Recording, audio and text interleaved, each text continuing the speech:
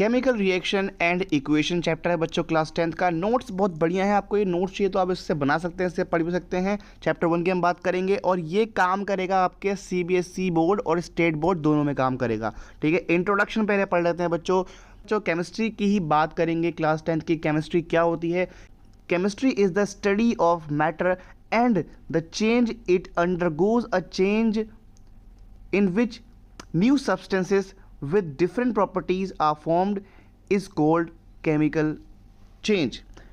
इस chemical change को हम क्या बोलते हैं बच्चों? केमिकल रिएक्शन बोलते हैं, जो भी उसमें बनता है। ठीक है, तो दो चीज़ें हो सकती हैं बच्चों, दो चीज़ें मिलकर जब कुछ नया बनाती हैं तो एक केमिकल रिएक्शन होती है और इसी को हम केमिकल चेंज बोलते हैं। और जो दो नई चीज़ें होती हैं जिनसे कुछ बनता है उसे हम बोलते हैं बच्चों रिएक्टेंट। तो एक रिएक्टेंट है और दूसरा रिएक्टेंट है, ये जब आपस में मिलते हैं बच्चों तो एक नई चीज़ बनती है, उसको हम बोलते हैं प्रोडक्ट। तो ये हमें याद करना है बच्चों।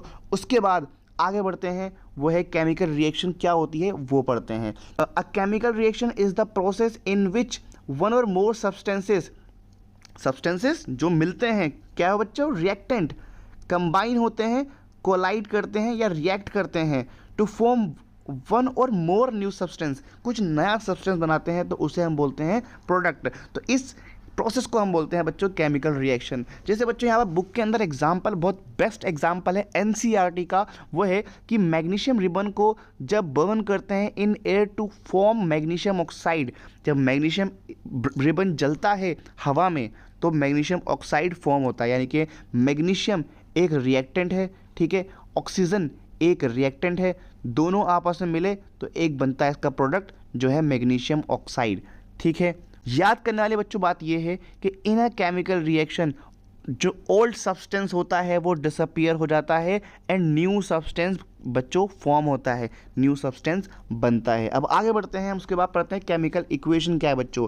तो जो केमिकल रिएक्शन हमने पढ़ी उसको अगर हम सिंबॉलिकली प्रेजेंट कर दें बच्चों तो वो केमिकल इक्वेशन बन जाती है। A chemical equation is a symbolic representation of chemical reaction in terms of symbols and formulae of reactant and product। मतलब हम फॉर्मूलाज के फॉर्म में, सिंबल्स की फॉर्म में जब रिएक्शन को लिखते हैं तो उसको हम केमिकल इक्वेशन बोलते हैं। जैसे कि बच्चों मैग्नीशियम अभी और ऑक्सीजन, मैग्नीशियम और ऑक्सीजन आपस में मिलकर क्या बनाते हैं बच्चों? मैग्नीशियम ऑक्साइड बनाते हैं। अब इसी को ही हम लिख सकते हैं कुछ इस तरीके से बच्चों, लिख सकते हैं यहाँ पर मैग्नीशियम और ऑक्सीजन रिएक्टेंट थे, क्या बनाया? मैग्नीशियम ऑक्साइड बनाया। बैलेंस करना बाद में सिखाएंगे, बट इस तरीके से जो हमने लिखा है बच्चों रिएक्शन को, वो बन गई केमिकल इक्वेशन।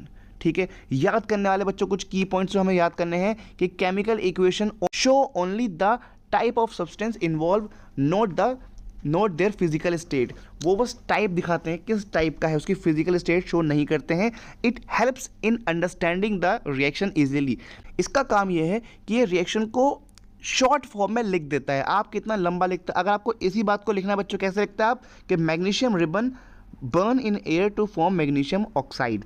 अब इस बात को शॉर्ट में हम इस तरीके से लिख सकते हैं। तो शॉर्ट में लिखना, सिंबॉलिकली लिखना किसी केमिकल रिएक्शन को ही कहलाता है बच्चों केमिकल इक्वेशन। अब दो चीज़ें यहाँ पर हमने सीखी हैं कि बच्चों ये जो फॉर्म है इसको बोलते हैं हम केमिकल इक्वेशन, और इसी को अगर मैं वर्ड्स में लिख दूँ तो वो बन जाती है वर्ड इक्वेशन। यानी कि मैग्नीशियम को Mg ना लिखकर अगर सिर्फ मैग्नीशियम लिखूँ, ऑक्सीजन को O2 ना लिखकर सिर्फ ऑक्सीजन लिखूँ, और बनता है मैग्नीशियम ऑक्साइड, जो उसको हम मैग्नीशियम ऑक्साइड लिखें तो ये वर्ड्स में लिखा है तो ये कहलाती है वर्ड इक्वेशन, सिंबल्स में लिखा है तो ये कहलाती है केमिकल इक्वेशन। अब हम इसके बाद पढ़ते हैं आगे।